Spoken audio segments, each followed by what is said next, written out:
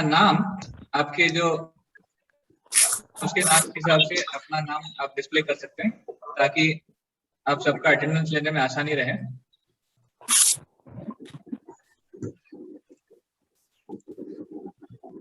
Hare Krishna.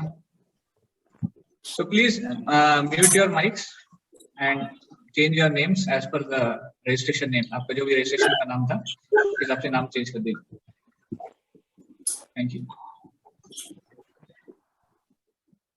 So welcome once again for today's session. आप सबका स्वागत है। हमने हमारे गीता लाइफस्टाइल कोर्स जिसको हम कहते हैं डिस्कवर योरसेल्फ आल्सो, इसके पहले हमने 2 सेशन ऑलरेडी हमने इस कोर्स में किए हैं।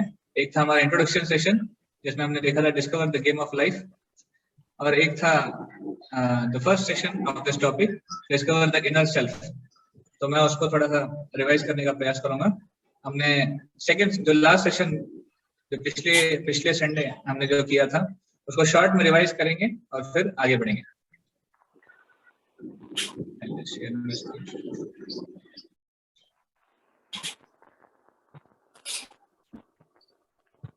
Okay,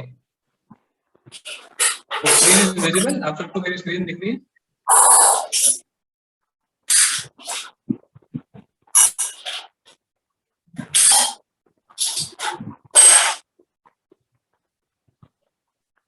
okay, thank you. तो लास्ट सेशन में जो हमने देखा discover the mainly inner self क्या होता है, बेसिकली हमने उसमें देखा था कि कैसे difference between body and soul, what is the real difference, who are we, am I matter और एम आई स्पिरिट। जड़ पदार्थ होता है और एक चेतन पदार्थ होता है, हम कौन है। तो उसमें हमने विस्तार में देखा था कि जड़ पदार्थ के प्रॉपर्टीज क्या क्या है, जड़ पदार्थ कैसे बना होता है, और उसका कंस्टिट्यूएंट्स जड़ पदार्थ के जो अगर हमने उसका कीमत निकाला था एक डॉक्टर ने, उसका कीमत आया था 110 रुपए। तो उसके बाद हमने देखा था आत्मा और शरीर में क्या अंतर है, कैसे भौतिक रूप से और आध्यात्मिक रूप से चीजों को देखा जा सकता है, ये हमने देखा था। और हमने कार का एग्जांपल देखा था कि कार के जैसे अलग अलग पार्ट्स हैं, जैसे कार का हेडलाइट है, कार के टायर हैं, या फिर कार का जो इंजन है, उसके हिसाब से हमारे शरीर में भी कैसे अलग अलग अवयव है। पर कार में जो ड्राइवर है वो है हमारे शरीर में आत्मा। तो हमारे शरीर को अगर कार से तुलना की जाए, जो मेन ड्राइवर है जिसकी वजह से कार चलती है, दैट इज द आत्मा, दैट इज द सोल। फिर हमने देखा था साइंटिफिक प्रूफ, आत्मा के प्रूफ क्या क्या है। तो पहला है common sense, which is like understanding.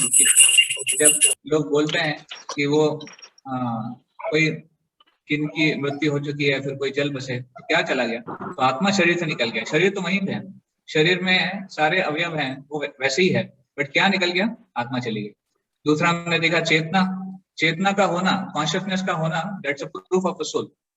Without consciousness, without the soul, the consciousness can not exist. और हमने देखा था near death experience, out of body experience, कुछ लोगों को जो एक्सपीरियंसेस हुए हैं, तो आत्मा के बिना आप उसको एक्सप्लेन नहीं कर सकते, it can not be understood. और हमने देखा था रीइंकार्नेशन, पुनर्जन्म, ये भी एक सोल का प्रूफ है। फिर हमने देखा जीवित शरीर में और मृत शरीर में क्या अंतर है, difference between living body and dead. तो कैमरा और जज का एग्जांपल देखा था। 3 major differences in the living body and dead body. उसमें देखा था जो 6 चेंजेस होती हैं। प्रभु जी आपका वॉइस क्लियर नहीं आ रहा, नॉइज बहुत आ रहा है। हाँ, मैं म्यूट कर रहा हूँ actually, I wanted to mute.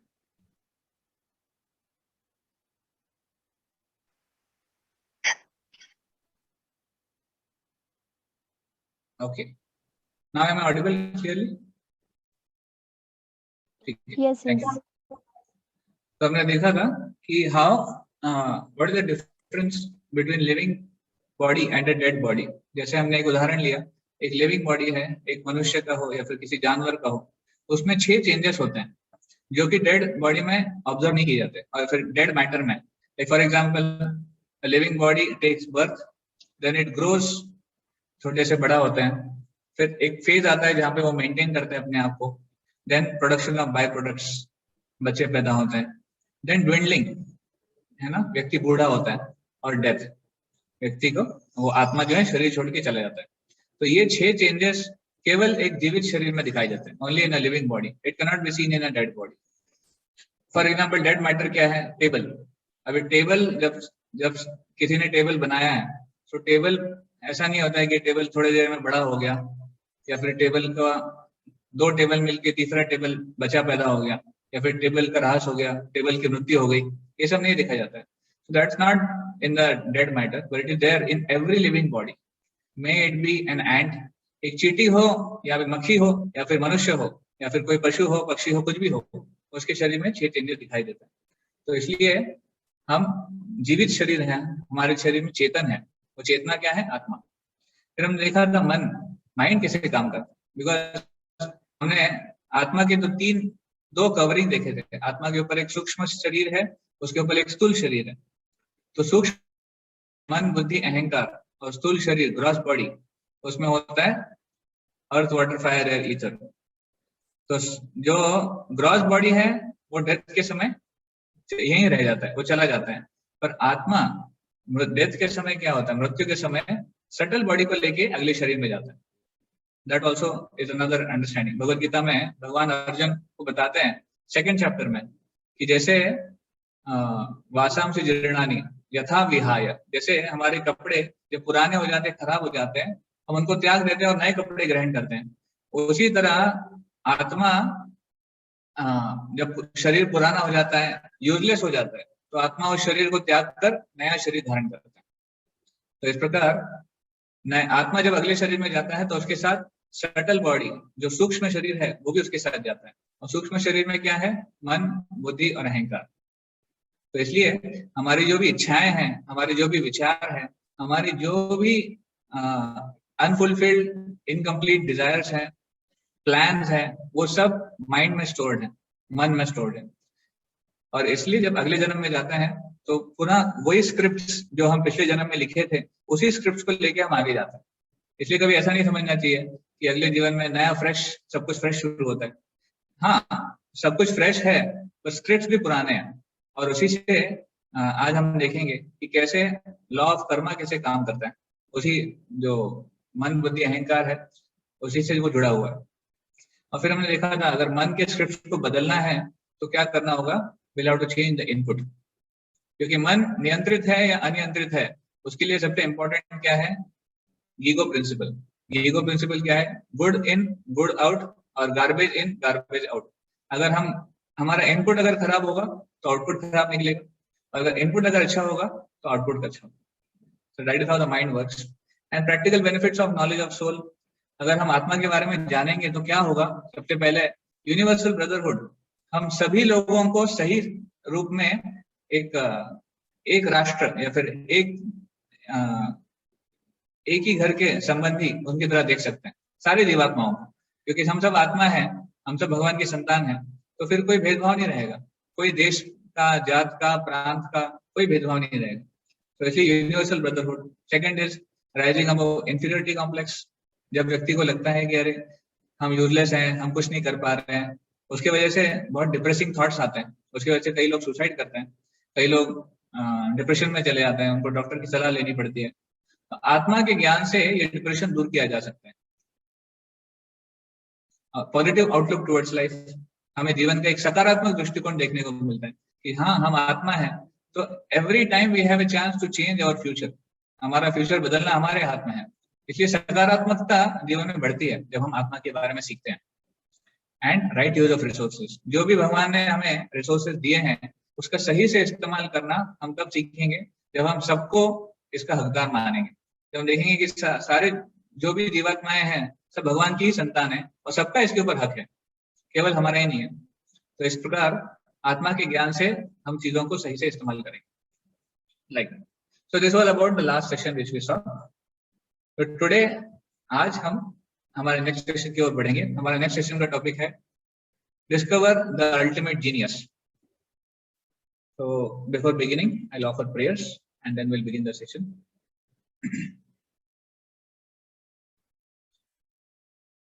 Om Ajnantimirandhasya Jnananjana Shalakaya Chakshurunmilitam Yena तस्मै श्री गुरवे नमः।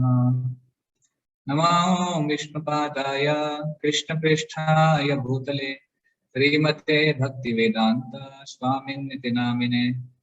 नमस्ते सरस्वते देवे गौरवाणी प्रचारिणे निर्विशेष शून्यवादी पाश्चात्य देशतारिणे।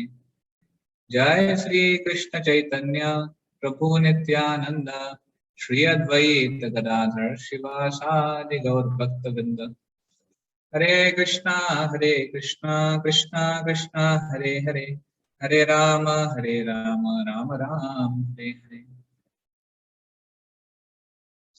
हरे Krishna. So why is it important to understand about the ultimate genius?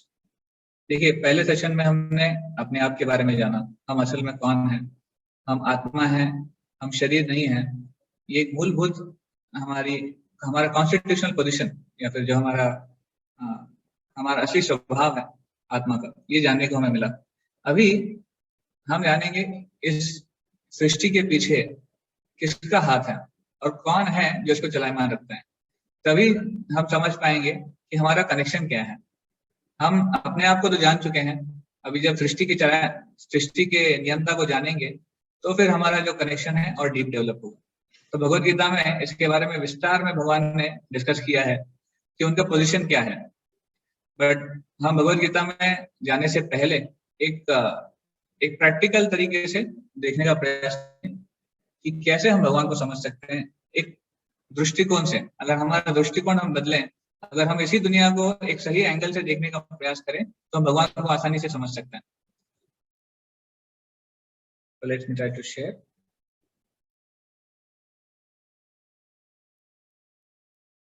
Okay. Discover the ultimate genius, mastermind behind the mysterious universe. तो देखिए, इस यूनिवर्स के पीछे कोई तो मास्टरमाइंड है, और वो मास्टरमाइंड कौन है उसकी छानबीन करेंगे आज हम, उसको खोजने का प्रयास करेंगे। अगर हम इस दुनिया को ठीक से देखते हैं एक साइंटिफिक तरीके से या फिर एक प्रैक्टिकल दृष्टिकोण से, इतना समझ में आता है कि इसके पीछे कोई एक बुद्धिमान व्यक्ति है। ये दुनिया जिसने बनाई है, ये सृष्टि जिसने बनाई है, वो ऐसे ही अपने आप या फिर एक रैंडम तरीके से नहीं बनी है। रैंडम मतलब सब ऐसे सब अस्त व्यस्त, ऐसा नहीं है। तो इसके लिए हम ये कुछ ऑब्जर्वेशन देखेंगे।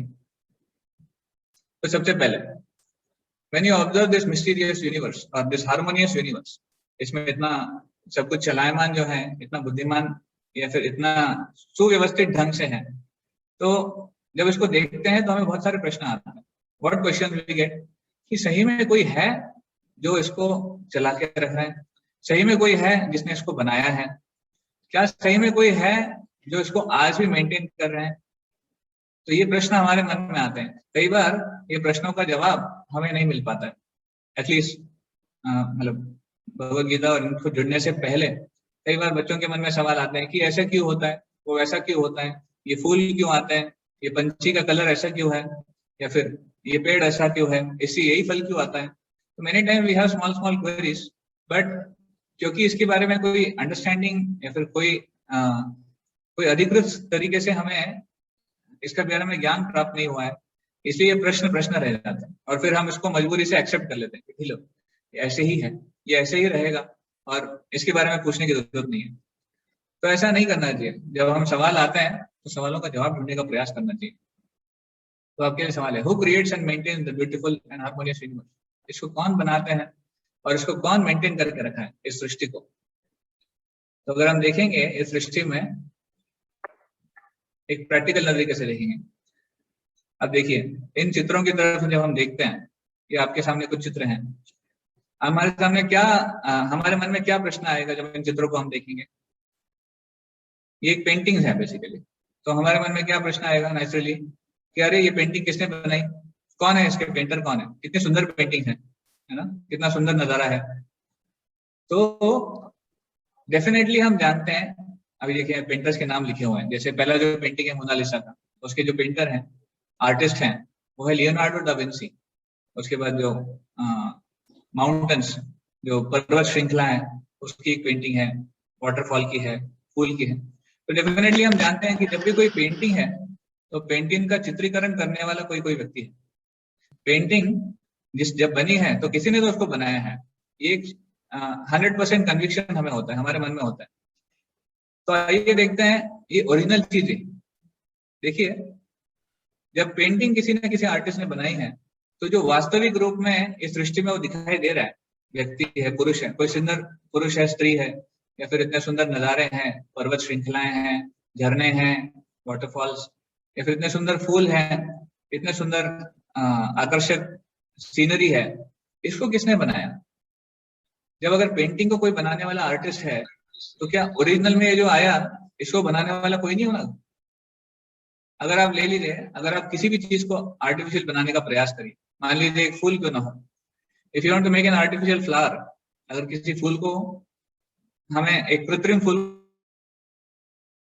जैसे आपके सामने है, उसके लिए पेपर चाहिए, उसके लिए गम चाहिए, उसके लिए कैंची चाहिए, कलर, उसके लिए बनाने की कला होनी चाहिए। वो फूल कैसे बनाना है, उसको कैसे कहाँ चिपकाना है, क्या काटना है, वो कला होनी चाहिए। बिना इन सारी चीजों के फूल नहीं बन सकता। पर जब ये फूल हम बना भी देते हैं, तो क्या वो असली फूल से कंपेयर किया जा सकता है? जो असली फूल हमें सृष्टि से मिलता है, या फिर हमें नेचर से मिलता है, क्या हमारे आर्टिफिशियल फ्लावर का और रियल फ्लावर की कंपैरिजन किया जा सकता है? नहीं। आर्टिफिशियल फ्लावर में बहुत कमियां मिलती हैं। क्या है?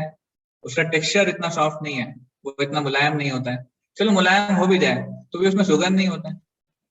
हमने चलो आर्टिफिशियल सुगंध भी डाल दिया, पर फिर भी उसमें वो फ्रेशनेस नहीं होता है, वो ताजापन नहीं होता है जो रियल फ्लावर में होता है।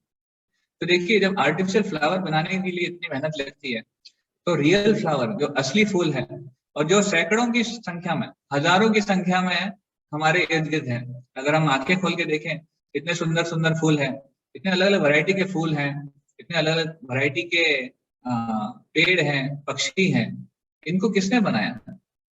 ये कैसे आए यहाँ पर? तो डेफिनेटली जब आर्टिफिशियल चीज को उसको बनाने वाला एक आर्टिस्ट होता है, या फिर कोई बनाने वाला एक कलाकार होता है, तो हम इतना कंक्लूड कर सकते हैं दैट ये सारी जो ओरिजिनल चीजें हैं, उसके पीछे भी कोई ना कोई आर्टिस्ट है, right? So that's why any art implies there is an artist. Wherever there is, जहाँ पर भी आर्टिस्ट्री है, जहाँ पर भी कोई कलाकारी है, हम 100% कह सकते हैं कि वहां पर कोई कलाकार है, करेक्ट? Thank you. नेक्स्ट हम देखिए organisation.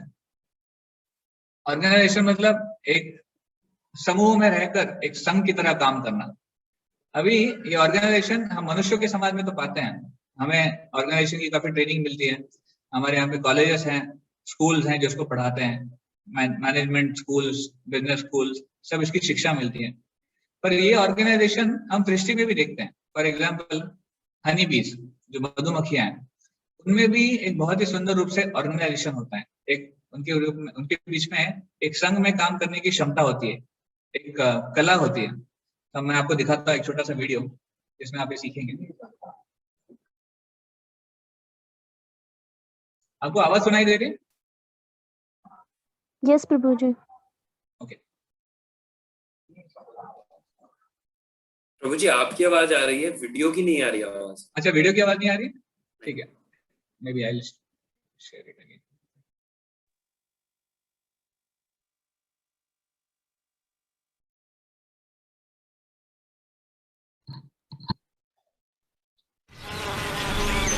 Bees are called social insects because they live and work together as a community.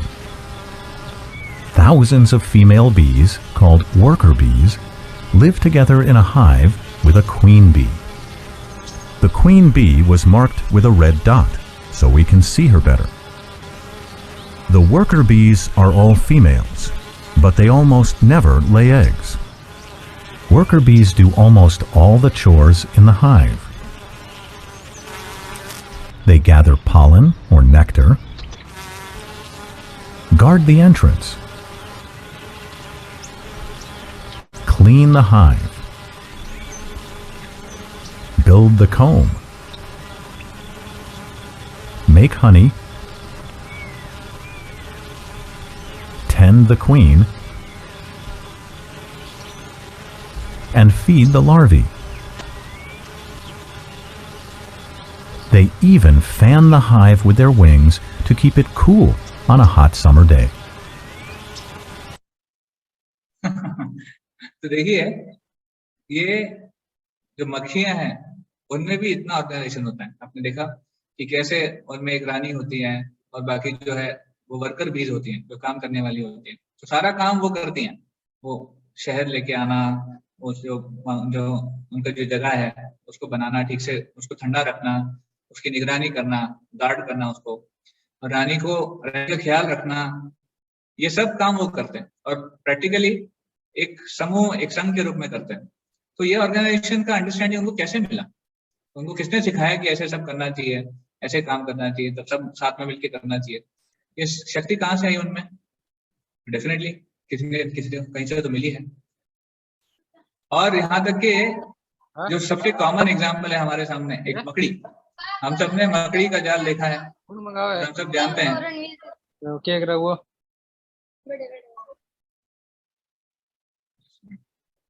हम सब जानते हैं कि मकड़ी इतनी कॉमन है, मकड़ी जहां भी हो वहां जाल बना देती है अपना। तो देखिए मकड़ी का जाल कितना शक्तिशाली होता है, ये हम देखेंगे छोटे से वीडियो में।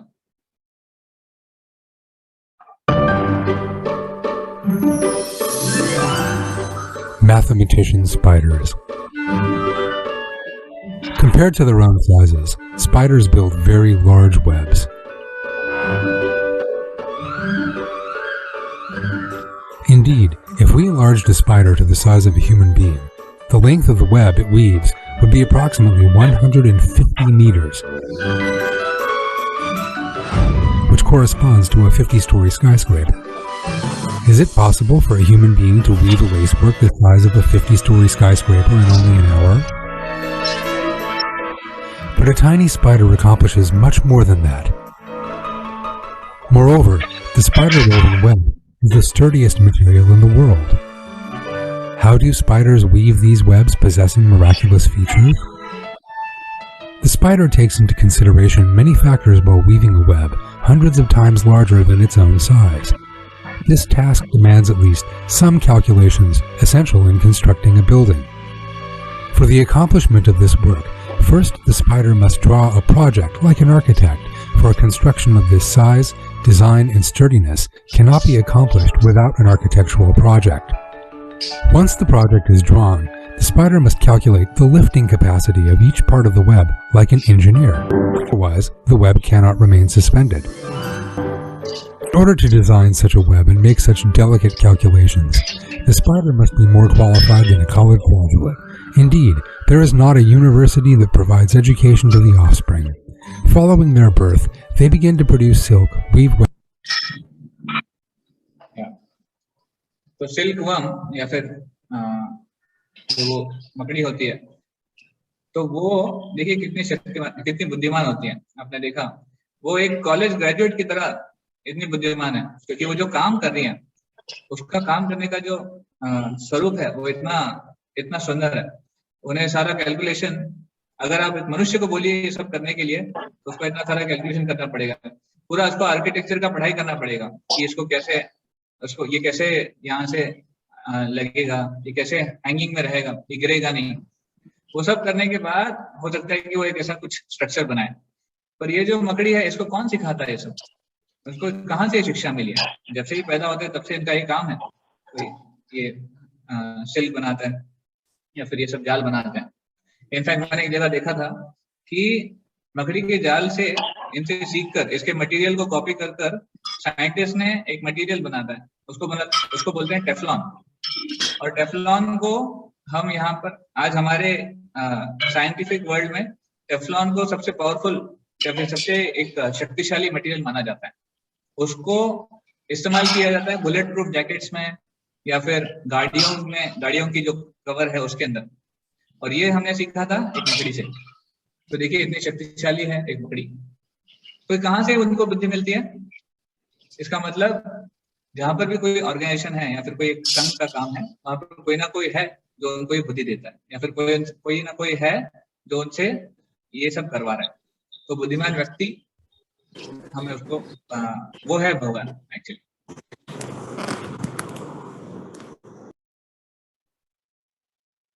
नेक्स्ट देखिए, आज हमने इतना कुछ क्रिएट कर दिया है।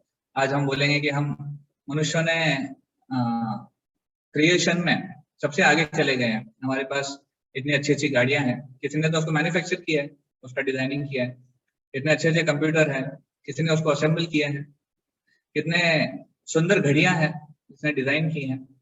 आर्किटेक्चर्स हैं, किसने उसको खड़े किए हैं। लंबी लंबी बिल्डिंग हैं, ऊंची बिल्डिंग्स हैं, उसको किसी ने बनाया है, किसी ने उसको खड़ा किया है। स्कल्पचर्स, जो कार्विंग्स हैं, जो स्कल्पचर्स हैं, जो मूर्तियां हैं, किसी ने उसको कार्व की है। तो ये सब है, और किसी ने उसको बनाया है, उसको डिजाइन किया है या उसको मैन्युफैक्चर किया है। किसी न किसी कंपनी का नाम है उसके पीछे। हर कुछ, जो भी व्यक्ति कुछ करता है तो उसके पीछे अपना नाम लगा देते हैं। So and so company, Reynolds का पेन, या फिर so and so construction company, so and so mobile company, etcetera. पर ये आप देखिए, जब हर क्रिएशन के पीछे कोई ना कोई क्रिएटर है, तो इस बुद्धिमान जो क्रिएशन है, जो हमारा सृष्टि का, क्या उसके पीछे कोई क्रिएटर नहीं होगा? Shouldn't there be any creator behind this universe also, who made this whole universe in such a fashion? देखिए, इस सृष्टि को इतने सुंदर रूप से चलायमान रखने के लिए कोई ना कोई बुद्धिमान व्यक्ति चाहिए। यहाँ पर सारी चीजें एकदम सिस्टमैटिक ऑर्डर में होती हैं। जब मौसम चेंज होता है, एक सिस्टमैटिक ऑर्डर में चेंज होता है। जब सूरज की जो दिशा है, सूरज को आने का जो समय है, वो भी फिक्स होता है। चंद्रमा, वो भी फिक्स होता है। इवन यहाँ तक कि हम एस्ट्रोलॉजी से प्रेडिक्ट कर सकते हैं फ्यूचर में क्या होने वाला है, कौन से ग्रह कहाँ पे जाने वाले हैं, ये सब प्रेडिक्ट किया जा सकता है। तो इतना सिस्टमैटिक तरीके से जो क्रिएशन है, वो किसने बनाया? तो इसका मतलब जब भी कुछ आप देखते हैं, वो किसी ना किसी क्रिएटर ने बनाया होगा। तो that's why this universe also should have a creator, as simple as that. If there is a creator for everything, there has to be a creator for this universe also. इस सृष्टि के लिए भी कोई ना कोई क्रिएटर होना चाहिए। और वो क्रिएटर कौन है? वो है भगवान, या फिर वो हमसे परे हैं कोई। उसके बाद हम देखते हैं, एक बीज होता है सिकोआ। ये सिकोआ एक पेड़ का नाम है। तो सिकोआ का बीज कितना बड़ा होता है? हार्डली 1-1.5 सेंटीमीटर है आपके सामने। पर इस छोटे से सिकोआ के बीज में क्या छुपा हुआ है? प्रैक्टिकली दुनिया का सबसे विशाल पेड़, जायंट सिकोआ ट्री उसको बोलते हैं। देखिए, ये पेड़ एक छोटे से बीज में छुपा हुआ है, और ये पेड़ कितना बड़ा है उसके बारे में चर्चा होती है। अंजन प्रो, I am just making you the host, you can take care of muting other devotees.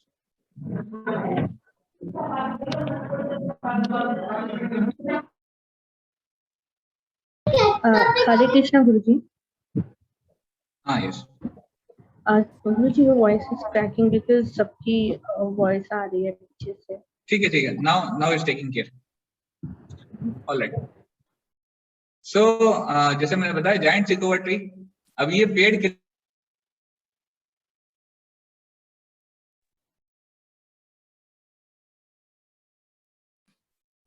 Prabhuji, you're muted. Now I'm muted. Okay. So I was telling the seed was just small, but the package in that seed was such that इतना बड़ा पेड़ उस छोटे से बीज में छुपा हुआ था। अब बताइए, इस पैकेजिंग को कोई मात दे सकता है? क्या आज हमारी मॉडर्न टेक्नोलॉजी इतनी एडवांस है कि आप इतने छोटे से चीज में इतना बड़ा विशाल चीज डाल सकते हैं? हम लोग पैकेजिंग के लिए फेमस हैं। हमें गर्व है कि हमारे पास हम चिप्स बना रहे हैं, हम माइक्रो प्रोसेसर चिप्स बनाते हैं, हम पीसीबीज बनाते हैं, हम बहुत सारे चीजों को एक छोटे से चिप में डाल देते हैं। जैसे हमारे मोबाइल में होता है, लैपटॉप्स में होता है। तो एक लैपटॉप दिखने में बहुत छोटा दिखता है, पर काम बहुत कुछ कर सकता है। तो डेफिनेटली इसके पीछे कितनी बुद्धि लगती है। ये डिजाइनिंग करने के लिए बुद्धिमान लोग हैं जो वहां बैठे हुए हैं, और उनको बहुत मोटी मोटी सैलरी मिलती है इस चीज के लिए कि कैसे चीजों को छोटा कर दिया, कॉम्पैक्ट कर दिया जाए। तो देखिए, ये कॉम्पैक्टनेस के लिए इतनी बुद्धि चाहिए, उसके लिए इतने सारे लोग चाहिए, इतना डिपार्टमेंट चाहिए। और ये कॉम्पैक्टनेस एक छोटे से बीज में इतना बड़ा विशाल पेड़, इसके लिए बुद्धि नहीं चाहिए, इसके लिए डिजाइनर नहीं चाहिए? चाहिए, definitely there is a very very intelligent person behind it who can do the designing. तो जैसे मैंने बताया, जायंट सिकोआ ट्री दुनिया का सबसे बड़ा जो पेड़ है, उसकी हाइट है 275 फीट। 84 मीटर, और उसका जो तना है वो है 29 मीटर्स, 95 फीट इन डायमीटर। मतलब अगर हम सब लोग ऐसे, कितने सारे लोग लगेंगे जो ऐसे हाथ खड़े करके अगर उसको तना को पकड़ ले, तो इतने सारे लोग लगेंगे उसके लिए। तो देखिए इतना बड़ा पेड़ है, इतने विशाल वृक्ष हैं पूरे सृष्टि में, और उसको बनाने के लिए डिजाइनिंग कितना है, एक छोटे से बीज से आता है, लाइक दैट। तो जैसे आज हमने इंटेल प्रोसेसर, बहुत फेमस है, इंटेल ने प्रोसेसर बनाया है जिसमें बहुत सारा डेटा आता है। एक हमारे बॉडी में, एक हमारे शरीर में एक प्रोसेसर ऑलरेडी फिक्स्ड है, बना हुआ है। तो डॉक्टर्स ने, साइंटिस्ट ने रिसर्च कर हमें बताया है कि हमारा जो ह्यूमन ब्रेन है ना, वो सबसे बड़ा पावरफुल प्रोसेसर है। तो डॉक्टर रिचर्ड रस्टक ये ब्रेन के ऊपर काम करते हैं, ये कह रहे थे the human brain can store more information than all the libraries in the world. इन्होंने इसके ऊपर स्टडी किया है। इनका सॉल्यूशन ये है, इनका स्टडी ये कहता है कि एक मनुष्य के ब्रेन में इतनी इंफॉर्मेशन हो सकती है जितने पूरे लाइब्रेरी में, जितने दुनिया में किताबें हैं, जितनी लाइब्रेरीज है उसमें जितनी किताबें हैं, उसमें जो ज्ञान है वो पूरे एक ब्रेन में फिट हो सकता है। ये हमारे ब्रेन की क्षमता है। ऑफ कोर्स हम इसको इस्तेमाल नहीं करते हैं, हम इसका बहुत ही कम परसेंटेज इस्तेमाल करते हैं। तो देखिए ब्रेन के बारे में कुछ फैक्ट्स हैं यहाँ पे, क्या अगर आप अपने ब्रेन को जानते हैं तो ये जानना चाहिए।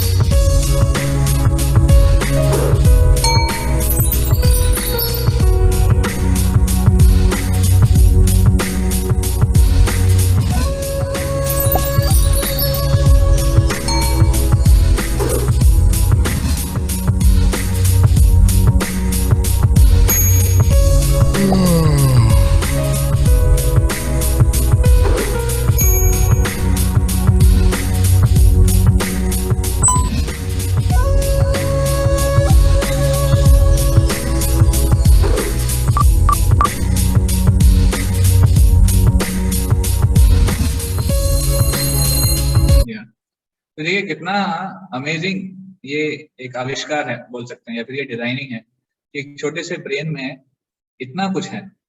एक्चुअली हमारे ब्रेन में बहुत सारे सेल्स होते हैं, और एक एक सेल, ऐसे लाखों सेल्स होते हैं, और ऐसे बताते हैं कि एक एक सेल ये एक बड़े विशाल शहर से ज्यादा कॉम्प्लेक्स है।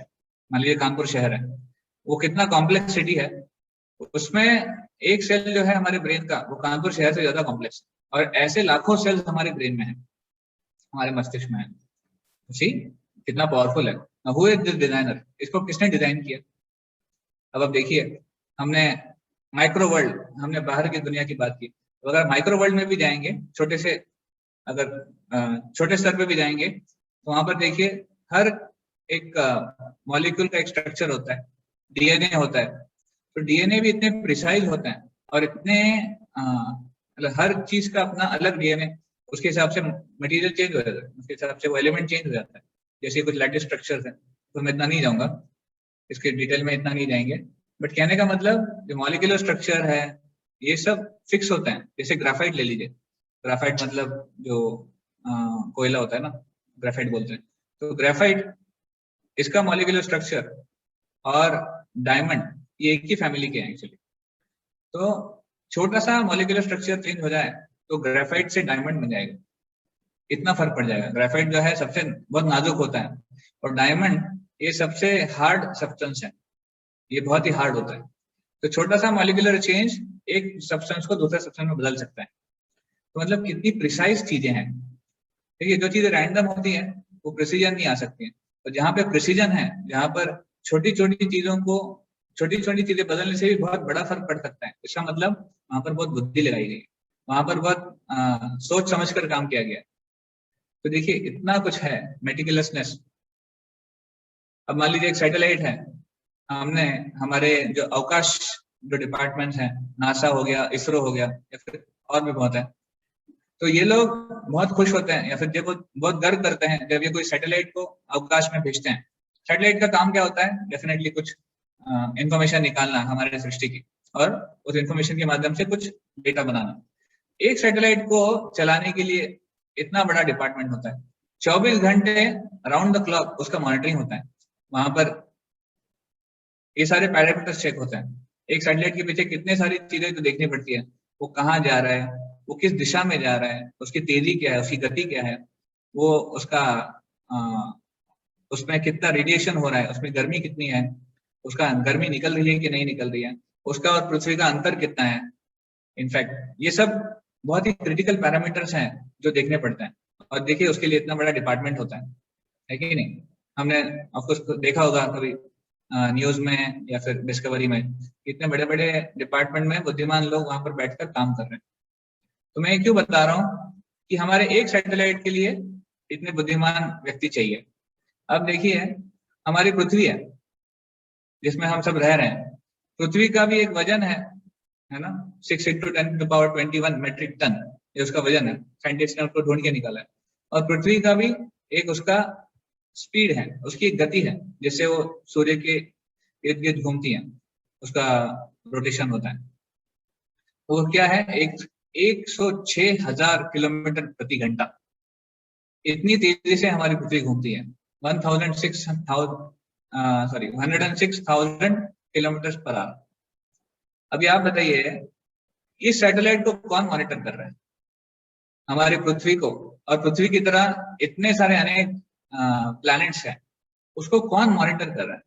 कौन है जो उसके बारे में ध्यान दे रहा है कि अरे गड़बड़ ना हो जाए, उसकी दिशा ना बदल जाए, या फिर उसका एंगल ना बदल जाए, फिर उसका और सूर्य का जो अंतर है वो ना कम ज्यादा हो जाए। ये कोई मॉनिटर कर रहा है क्या? कोई इसको कंट्रोल कर रहा है? कोई इसकी चिंता कर रहा है? नहीं, नासा वो भी नहीं। तो जैसे अगर किसी आप ट्रैफिक सिग्नल पे जाते हैं, वहां पे अगर ट्रैफिक पुलिस खड़े हैं जो सिग्नल को रेगुलेट करते हैं, वो अगर नहीं है तो क्या हो जाएगा, सब जो ट्रैफिक है अस्त व्यस्त हो जाएगा। ट्रैफिक गाड़ियां यहाँ से जाएंगी, वहां से जाएंगी, और सब ट्रैफिक जाम हो जाएगा। ट्रैफिक सिग्नल का बहुत जरूरत है। तो वहां पर ट्रैफिक सिग्नल कौन है? कौन है जो सारे प्लैनेट्स को अपने ऑर्बिट्स में चला रहे हैं? कौन है जिसने डिसाइड किया है कि कौन सा प्लैनेट कहाँ चलेगा, किसका रोटेशन कहाँ होगा, किसका रेवोल्यूशन कैसे होगा।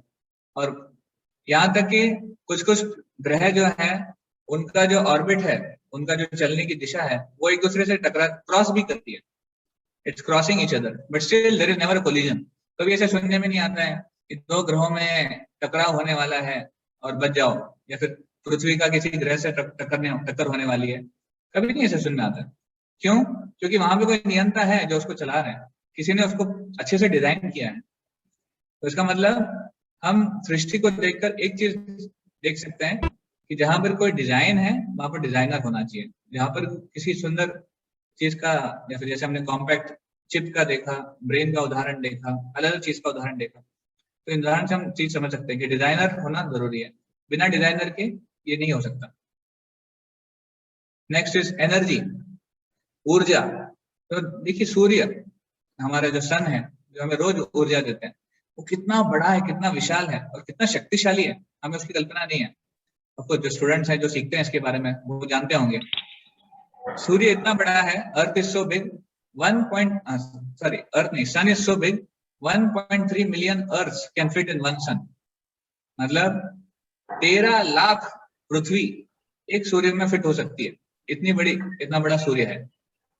और देखिए वो जो एनर्जी हमें देते हैं इसके बारे में थोड़ा सा एक छोटा, सूर्य में कितनी एनर्जी है, सूर्य का वजन है,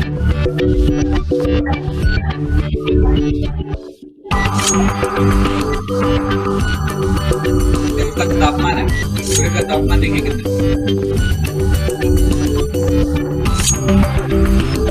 पृथ्वी का और सूर्य का अंतर कितना है,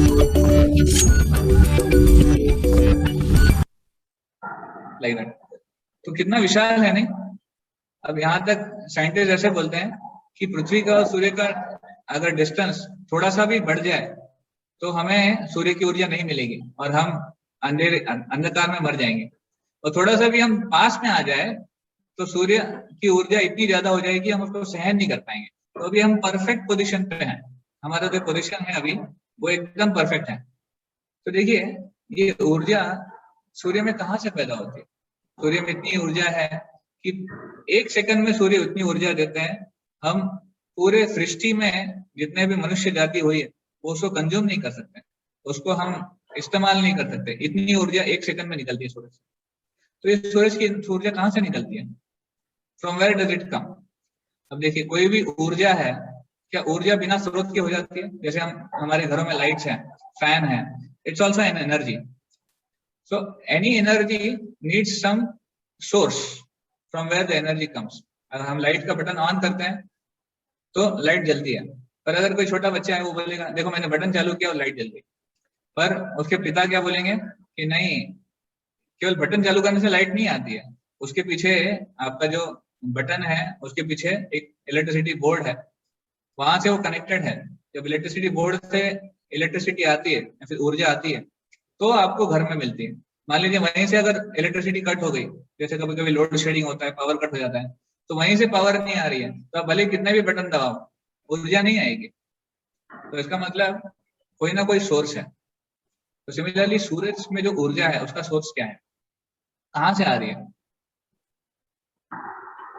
जैसे मान लीजिए अगर आपके घर में कोई टीवी है या फिर शीशा है, उसको अगर एक पत्थर आगे फोड़ देता है, कहीं से तो पत्थर आया और उस पत्थर ने उसको फोड़ दिया, आप तुरंत क्या करेंगे?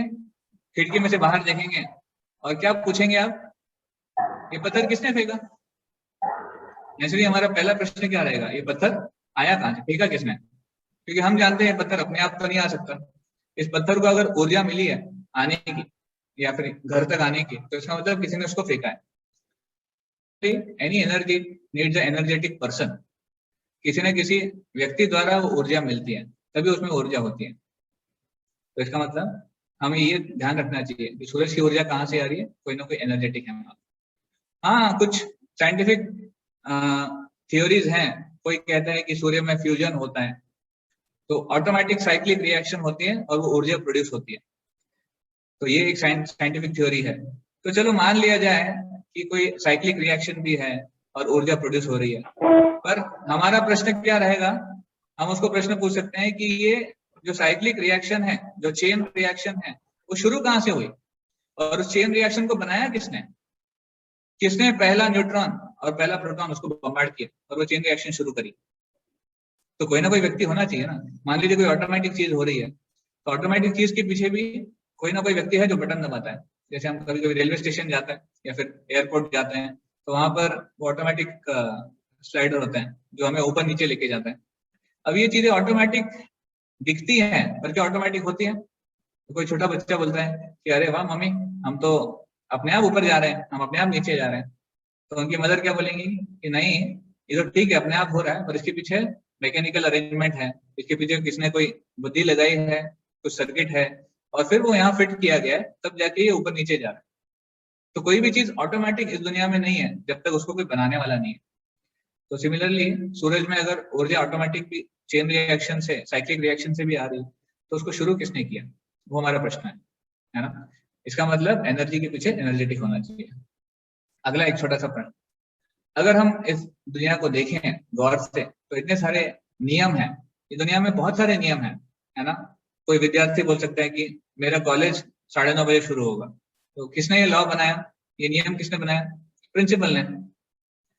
जैसे हम रास्ते पे गाड़ी चलाते हैं, भारत में लेफ्ट साइड से गाड़ी चलाई जाती है, अमेरिका में जाएंगे तो वही गाड़ी राइट साइड से चलानी पड़ती है। तो ये नियम किसने बनाए? हमारे ट्रैफिक कंट्रोल ने, अमेरिका के या फिर भारत के। जैसे खेल में नियम होते हैं, जैसे क्रिकेट है, कितने ओवर होंगे, कितने प्लेयर्स हैं, वगैरह वगैरह, ये नियम किसने बनाए? उस बोर्ड ने, क्रिकेट इंटरनेशनल क्रिकेट काउंसिल ने या फिर फुटबॉल ने, हॉकी ने। Similarly there is periodic table of law, periodic law table बोलते हैं उसको। पीरियोडिक लॉ टेबल मतलब हर एक एलिमेंट का एक उसका एक नंबर होता है, तो पीरियोडिक लॉ टेबल बोलते हैं उसको चांस टेबल नहीं बोलते हैं। क्यों? क्योंकि वो फिक्स है, वो नियम है, और लॉ मतलब एक नियम, it has to be fix, it can't change. जैसे फिजिक्स में अलग अलग नियम होते हैं, law of reflection, law of refraction, law of gravity. जैसे आप देख रहे हैं, जब न्यूटन ने ग्रेविटी की खोज करी तो उन्होंने सोचा कि अरे ये जो एप्पल है, ये जो सेब है, ये नीचे ही क्यों गिरा, ये ऊपर क्यों नहीं गया? तो ये प्रश्न से उनकी खोज शुरू हुई और देन फिर उन्होंने ढूंढ के निकाला कि लॉ ऑफ ग्रेविटेशन होता है। पर इसका मतलब ये नहीं कि न्यूटन ने लॉ ऑफ ग्रेविटेशन बनाया, लॉ ऑफ ग्रेविटेशन पहले से था, न्यूटन ने उसको खोज करी। तो फिजिक्स के अपने लॉज है, केमिस्ट्री में अपने लॉज है, मैथमेटिक्स में लॉज है, इतने सारे नियम हैं। तो ये सारे नियम बनाए किसने? जैसे इस दुनिया में जो नियम है उसको कोई ना कोई नियम बनाने वाला होता है, लॉ मेकर होता है। तो उसी तरह जो सृष्टि में जो नियम है उसको भी किसी ने बनाने चाहिए। सृष्टि के नियम अपने आप तो नहीं हो सकते, अपने आप चीजें नहीं हो सकती है ना। तो जहां से जीवन का सवाल है, जीवन में भी हम देखते हैं कुछ लोग बहुत सुंदर हैं, कुछ लोग कुरूप हैं, सुंदर नहीं है, कुछ लोग बहुत हैंडसम है, कुछ इतना हैंडसम नहीं है, कुछ बहुत अमीर है, कोई बहुत गरीब है, कोई डॉक्टर है, पढ़ा लिखा है, पर कोई बिल्कुल शिक्षा नहीं है। तो ये भी कौन तय करता है? ये भी ऐसा लगता है कि क्या ये अपने आप हुआ है या फिर ये रैंडमली है? किसी को सुंदरता मिली है, किसी को बुद्धिमानी मिली है, किसी को बुद्धि नहीं मिली है, किसी को धन मिला है, किसी को धन नहीं मिला है, बहुत अमीर परिवार में पैदा हुआ है, कोई गरीब परिवार में पैदा हुआ है। तो ये किसने डिसाइड करा है? एक प्रश्न आना चाहिए हमारे मन में, that who is deciding this? ये कहाँ से तय हो रहा है? हमारा फ्यूचर किसने तय किया? अच्छा ठीक है, कोई सोच सकता है कि हमने चूज किया क्या? तो हम क्या क्या चूज कर सकते हैं? हमारे हाथ में क्या है चूज करने के लिए? हम एट द मैक्स, अब अगर गौर से सोचेंगे तो हम अपना एजुकेशन चूज कर सकते हैं, है ना? कौन सा डिग्री करना है, इंजीनियरिंग करना है, मेडिकल करना है, आर्ट्स करना है, कॉमर्स करना है, साइंस करना है, वो हम चूज करते हैं कौन सा डिग्री लेनी है। कौन सा जॉब करना है, किस कंपनी में करना है, किस प्रकार का जॉब करना है, वो हम चूज करते हैं। पति पत्नी हम चूज कर सकते हैं किनसे विवाह करना है, कार कैसे लेनी है, घर कैसा लेना है, अपार्टमेंट कैसा होना चाहिए, ये हम चूज कर सकते हैं। अच्छा, ये चीजें हमारे हाथ में है चूज करने के लिए। अभी क्या चीजें हैं जो हमारे हाथ में नहीं है? What is that we don't choose? Someone would like to guess? प्रभु जी, हरे कृष्ण। जैसे कि हमें जन्म मिलेगा अगली बार या फिर नहीं, एक प्रैक्टिकल तौर से देखा जाए तो हमारे जीवन में क्या चीजें हैं जो हम चूज नहीं किए हैं, हमको मिल गई है, जिसके ऊपर हमारा कोई चॉइस नहीं था। हाँ जी, happiness, family, very good. Did we choose our parents? हमने किसी ने माता-पिता चूज किया था? नहीं। we didn't choose us. Our body, our intelligence. Yes, intelligence, face cut, हमारा जो किस हर एक की अलग अलग सुंदरता है, हमने चूज नहीं किया था उसको, वो तो हमें मिला है। तो कोई someone is born beautiful, someone is not at all beautiful. It's a gift. हमारे इंटेलिजेंस जैसे आपने बताया। So there are many things like this which we don't choose, which we get. Now the question is who is choosing and on what basis is choosing? क्यों, जो कौन choose कर रहा है और किस आधार पे? क्या ये बाय चांस हो रहा है सब कुछ? According to our karma. Okay, God मतलब chooses us. God chooses. अगर ठीक है, अगर हम कर्मा के ऊपर आ जाए तो इसका मतलब क्या है? कर्मा देने वाला कोई होना चाहिए। कर्मा अगर बोलते हैं तो कर्मा इज अ लॉ। तो नाउ जैसे हमने देखे इतने सारे लॉज थे पीछे में, हमने देखा all these are laws, so even law is karma is also one law. ये भी एक लॉ है, एक नियम है। It's a God who gives us according to our karma. Yes, thank you. तो बेसिकली जैसे हमने देखा ये सारे जो चीजें नियम है, ये सारे लॉज हैं, उसी तरह हमारा जन्म, हमारी बुद्धि, हमारी सुंदरता, हमारी शिक्षा, ये सारी चीजें भी रैंडम नहीं है, ये भी एक लॉ है। और ये लॉ कौन सा है? Law of Karma. Law of Karma क्या कहते हैं? श्रीमद् भागवतम में इसका श्लोक आता है, तीसरे स्कंद में 31 अध्याय में। कर्मणा देव नेत्रेण जंतुर्देहोपपत्तये श्रियः प्रविष्ट उदरम पुंसो रेत कर्णाश्रय। वो क्या कहते हैं? According to the under the supervision of the Lord, according to the results of one's work, the soul is awarded a new body. He enters the womb of a mother accordingly. तो देखिए, जो भी हमें मिला है इस life में, how is it? It is according to our own work in the past. हमने जो किया है भूतकाल में, उसी का रिजल्ट है जो हमें इस जीवन में मिल रहा है। और ये किसकी निर्देशता में हो रहा है? Under the supervision of the Lord. इसका मतलब क्या है? कोई तो है जो इस लॉ ऑफ कर्मा को इन्होंने बनाया है और इस लॉ ऑफ कर्मा को ये देख रेख कर रहे हैं कि लॉ ऑफ कर्मा काम कर रहा है। तो कोई तो डिपार्टमेंट है, जैसे मान लीजिए कोई व्यक्ति किसी ने अपनी कंपनी बनाई, तो कंपनी अकेले तो नहीं चलाते हैं, उसके नीचे कोई डिपार्टमेंट होते हैं। तो इस तरह जो भगवान है उन्होंने अलग अलग डिपार्टमेंट बना रहे हैं, और उस डिपार्टमेंट में एक डिपार्टमेंट है जो लॉ ऑफ कर्मा को देखते हैं। हम सब जानते हैं, हमने यमराज जी का नाम सुना है, तो यमराज जी उसके इंचार्ज हैं, और उनके नीचे कुछ और लोग हैं जो उसको सुव्यवस्थित रूप से चलाते हैं। So law of karma is a very very precise law and we can't meddle with it, we can't meddle. हम उसमें हस्तक्षेप नहीं कर सकते ज्यादा, कुछ हद तक है जो हम कर सकते हैं, बट उसके ऊपर हम नहीं कर सकते। तो इसलिए ये लॉ ऑफ कर्मा जानना बहुत जरूरी है। जीवन में जो चीजें होती हैं हमारे साथ क्यों होती हैं, कभी किसी के जीवन में प्रॉब्लम्स आते हैं, कभी किसी जीवन के संकट आते हैं, कभी किसी के जीवन में कुछ नहीं होता है। लोग पूछते हैं अच्छे लोगों के साथ बुरा होता है, मैंने कुछ किसी का बुरा नहीं किया है, मैंने कभी किसी को गलत नहीं किया, किसी को धोखा नहीं दिया, फिर भी मेरे साथ क्यों ऐसे हो रहा है, लोग मुझे क्यों धोखा दे रहे हैं, लोग मुझे क्यों गलत कह रहे हैं, भगवान मेरे ही जीवन में इतने संकट क्यों डाल रहे हैं। तो that is because of our karma. One very simple understanding कि हमारे हो सकता है पिछले पास्ट में हमने कुछ ऐसा किया हो जिसके वजह से हमें रिजल्ट मिल रहा है।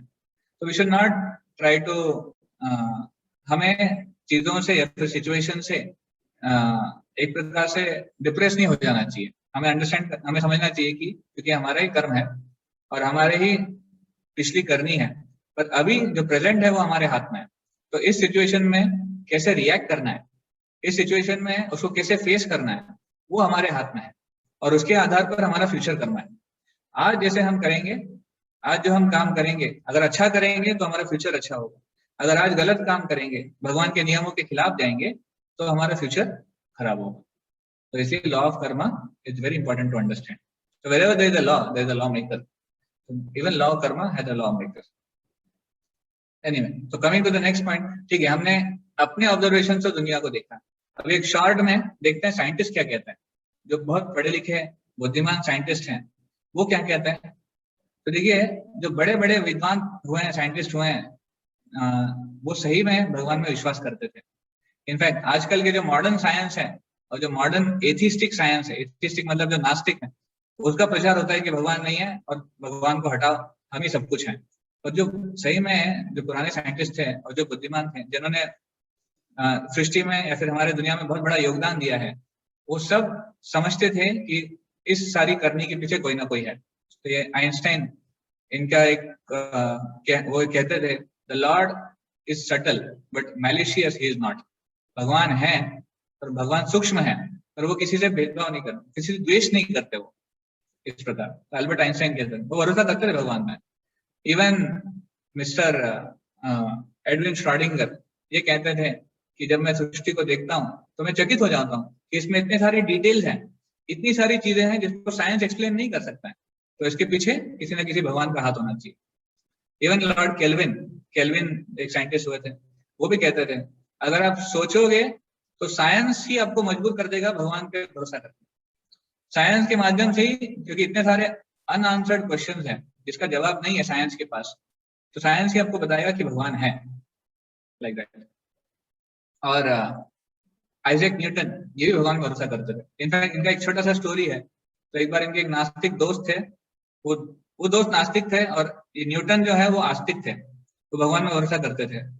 तो न्यूटन के पास एक ऐसा मॉडल था जो आपके यहाँ पर जो स्क्रीन के सामने है, जो हमारा प्लैनेटरी सिस्टम है जो अवकाश में है, सारे ग्रह कैसे सूर्य के इर्द गिर्द घूम रहे हैं, उसका एक मैकेनिकल मॉडल था। एक शाफ्ट घुमाए तो वो सब सारे ग्रह घूमते थे। तो ये मॉडल न्यूटन के पास था और उनका जो दोस्त आया, उनके ऑफिस में एक बार आया, तो दोस्त ने ये मॉडल देखा, उसको बहुत अच्छा लगा। दोस्त कहते हैं कि अरे मॉडल हमें भी लेना है, आपने कहाँ से लिया, आप बताइए, हम भी बनवाएंगे। तो न्यूटन ने कहा कि भाई मुझे पता नहीं, ये मॉडल तो अपने आप यहाँ पर आ गया। दोस्त ने कहा अरे आप ऐसे क्यों मजाक कर रहे हैं, मॉडल अपने आप कैसे आ सकता है यहाँ पर। न्यूटन ने कहा देखो भाई, हम रात में जब ऑफिस से गए तब ये मॉडल नहीं था, आज सुबह आए तो मेरे टेबल में पड़ा हुआ था, अपने आप आ गया। तो न्यूटन के दोस्त ने उसको माना नहीं, बोले कि अरे तुम बकवास बातें कर रहे हो, तुमको ठीक है नहीं बताना है मत बताइए, पर ऐसे गलत मत बोलिए। तो न्यूटन ने कहा कि देखो मित्र, अगर आप विश्वास नहीं कर सकते कि ये मॉडल अपने आप आया है, तो आप कैसे विश्वास कर सकते हो कि ये जो सृष्टि है अपने आप आ गई? ये मॉडल तो केवल एक छोटा सा प्रकटीकरण है, it's just a representation, but the original is there. So if model can not come by chance, how can the original thing come by chance? तो इस प्रकार न्यूटन ने अपने दोस्त को शिक्षा दी कि कोई ना कोई क्रिएटर है, कोई ना कोई बनाने वाला है, कोई ना कोई बुद्धिमान व्यक्ति है उसके पीछे, लाइक दैट. सो जैसे सारे बड़े बड़े जो साइंटिस्ट हैं, रामानुजन, इन्होंने भी कहा था कि भगवान के माध्यम से ही हम समझ सकते हैं, हाइजेनबर्ग.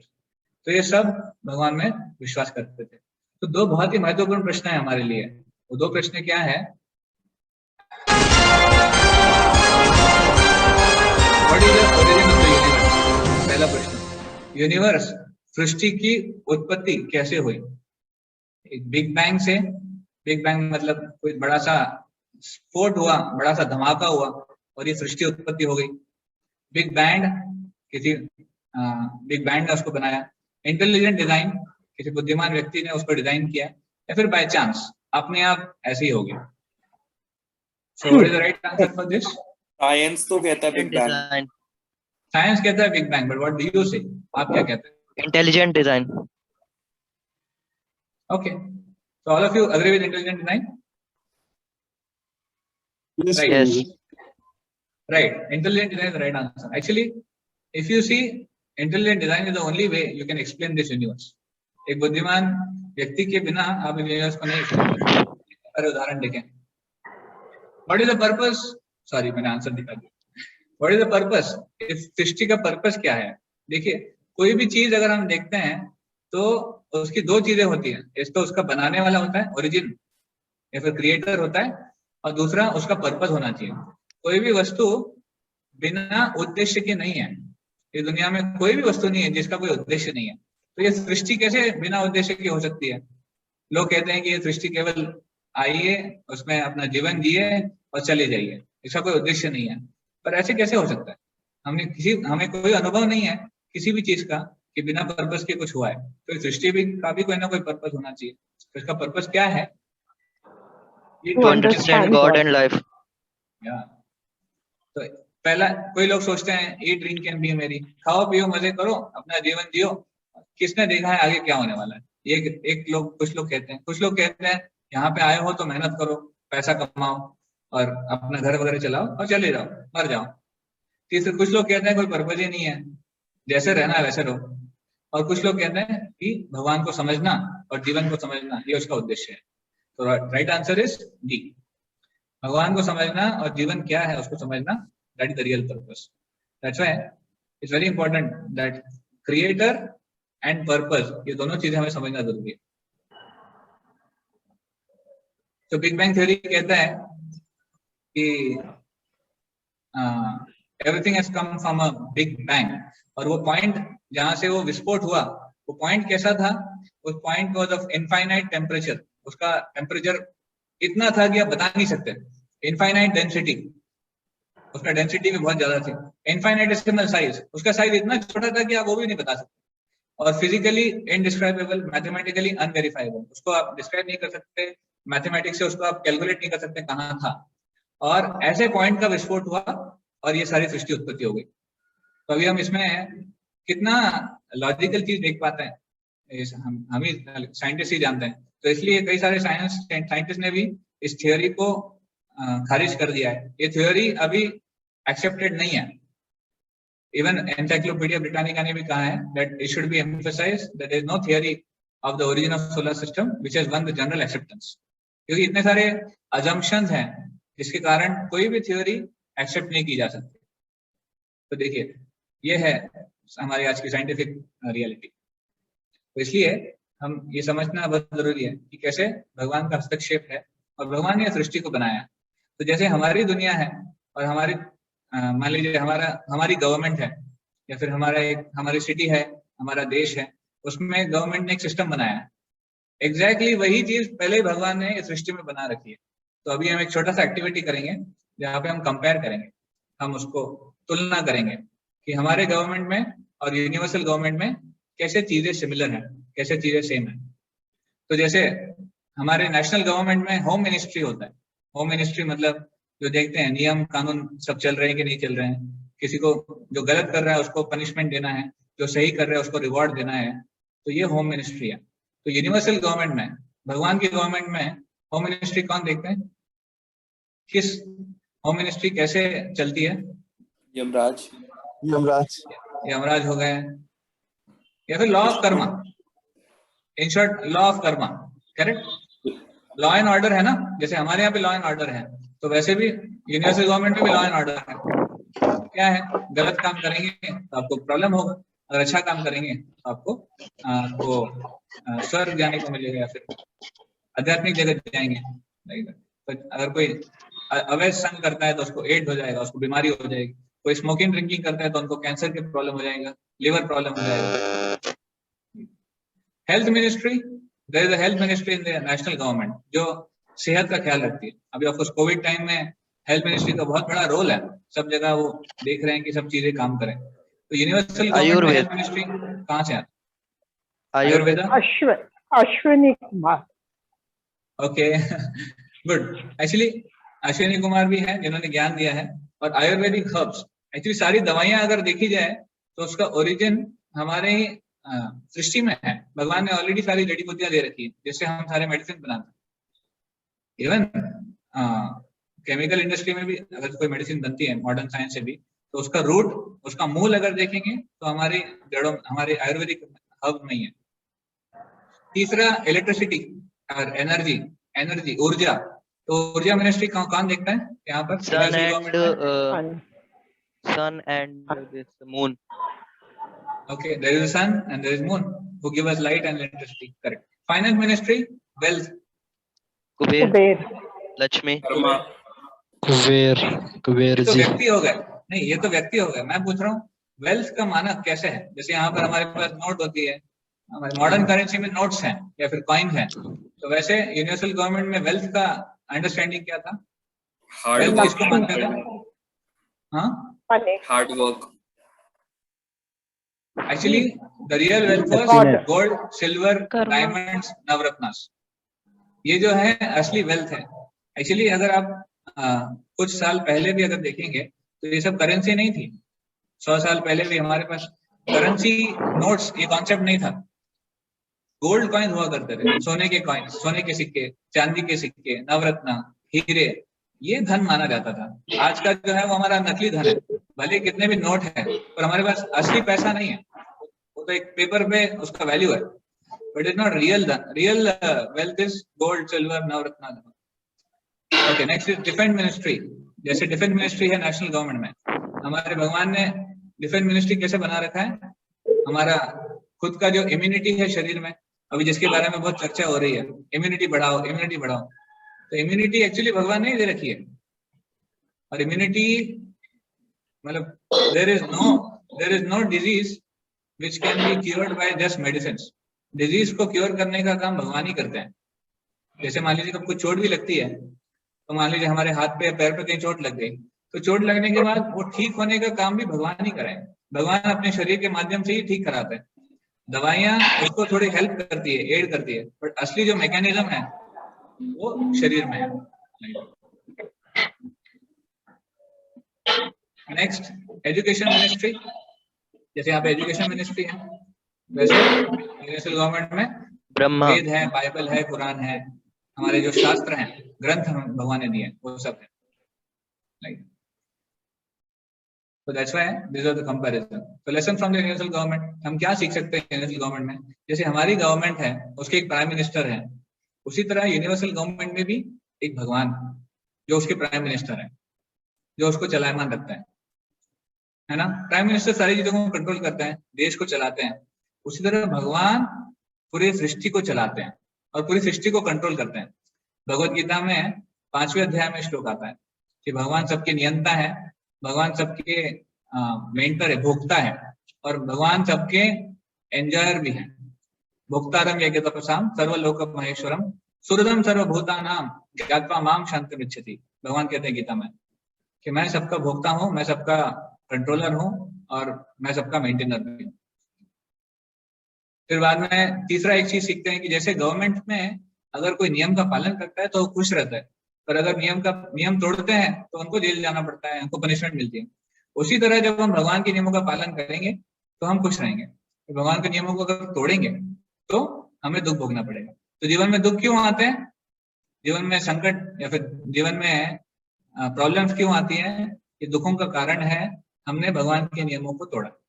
अभी कहाँ तोड़ा है, क्यों तोड़ा है, कैसे तोड़ा है, वो डिटेल की चर्चा है, वो बाद में देखेंगे।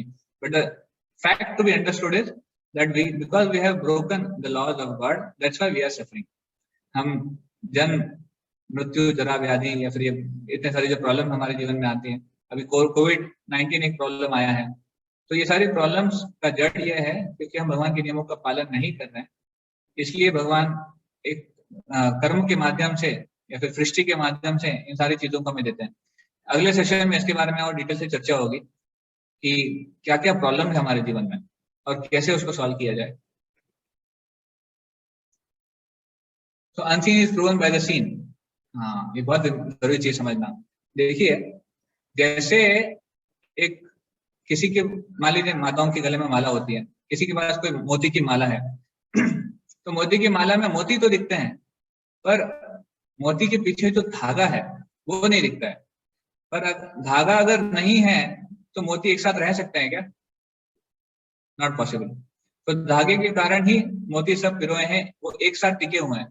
सिमिलरली भगवान कहते हैं मत्तः परतरम नान्यत् किंचित् अस्ति धनंजय मयि सर्वमिदं प्रोतम सूत्रे मणिगणा एव।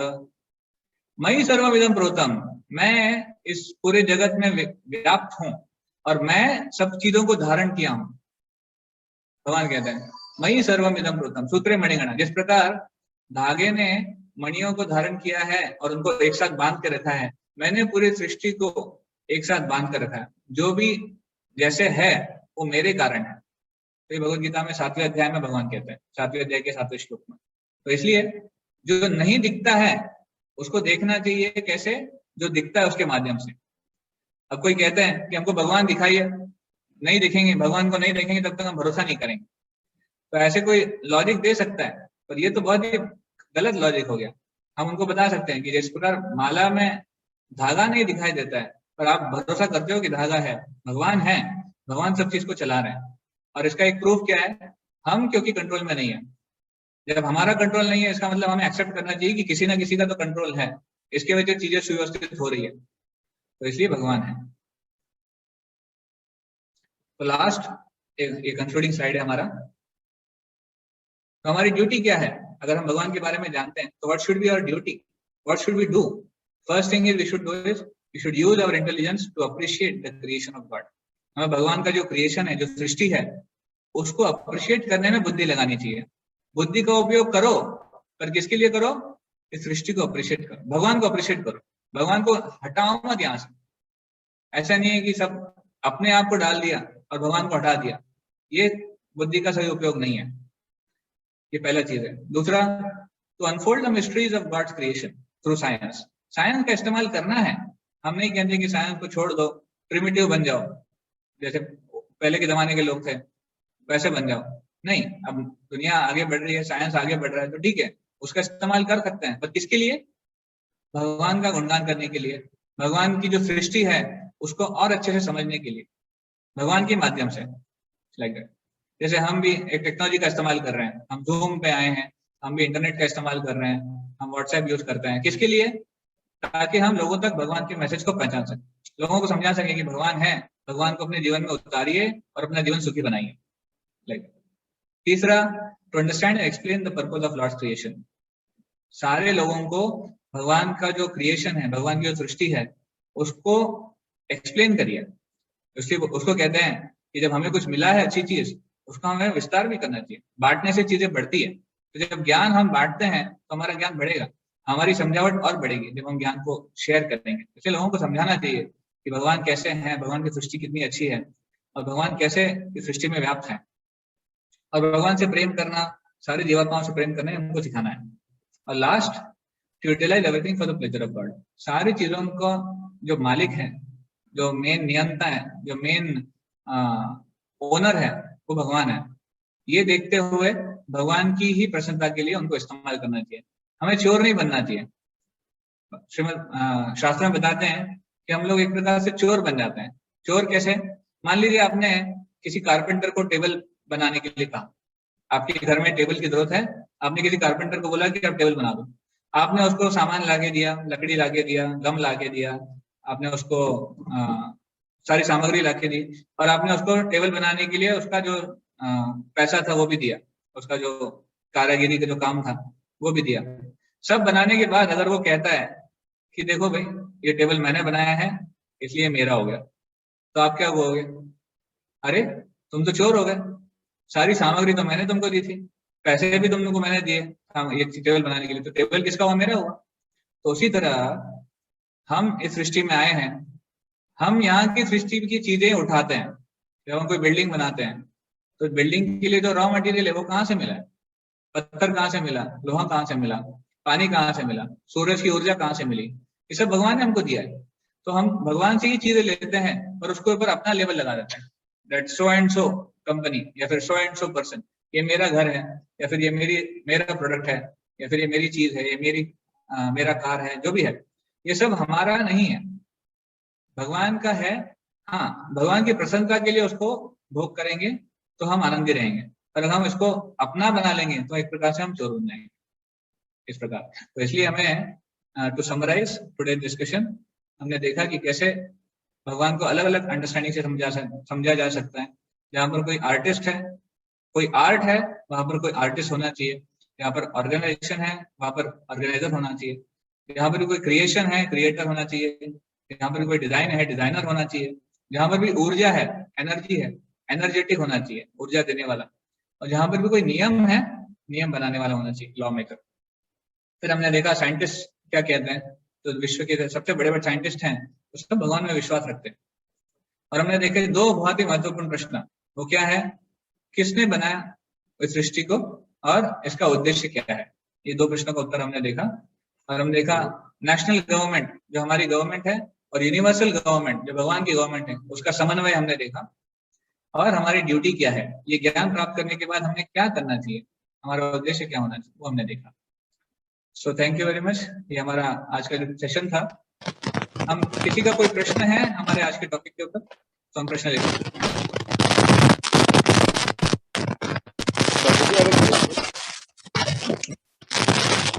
Anybody want to ask any question? Yeah, I have a question. Yes. अगर भगवान ने यूनिवर्स बनाया है, अगर मैं कोई चीज बनाता हूँ तो आई वुड नॉट वांट कि कोई उसे खराब करे। सिमिलरली अगर भगवान ने पृथ्वी बनाई है तो आज ह्यूमंस उसे पोल्यूट कर रहे हैं, वाटर पोल्यूशन कर रहे हैं, पोल्यूशन भगवान उससे ऐसा होने ही क्यों दे रहे हैं in the first place? Okay, good question. May I know your name? I could not see you. Tushar. Tushar. Okay. So thank you, Tushar. Good question. So see, भगवान ने इस सृष्टि को बनाया है, that we understood now. अभी भगवान इसको pollute क्यों होने दे रहे हैं? Actually, भगवान इसको पोल्यूट करना नहीं चाहते हैं। As you rightly said, nobody wants that his creation should be polluted. पर भगवान ने ये सृष्टि जीवात्माओं को दी है इस्तेमाल करने के लिए। तो अभी जीवात्मा का एक फ्री विल है कि वो उसको ठीक से रखे या उसको पोल्यूट करे। अगर वो इसको ठीक से रखता है तो उसको बेनिफिट मिलेगा, he will get a better standard of life and he will get a better destination in the next life. But अगर वो इसको खराब करता है तो उसको उसका रिजल्ट मिलेगा। फॉर एग्जाम्पल देखिए, गवर्नमेंट ने हमारी गवर्नमेंट है, हमारे गवर्नमेंट में कुछ अगर कोई शहर में घूम रहा है तो कुछ नियम है जिससे हमको यहाँ अच्छे रूप से रहने के लिए कुछ नियम का पालन करना पड़ता है। पर अगर कोई नियम का पालन करता है तो वो अच्छे से रह सकता है, उसको कोई परेशानी नहीं होगी। पर ऐसे भी लोग हैं जो नियम का पालन नहीं करते हैं।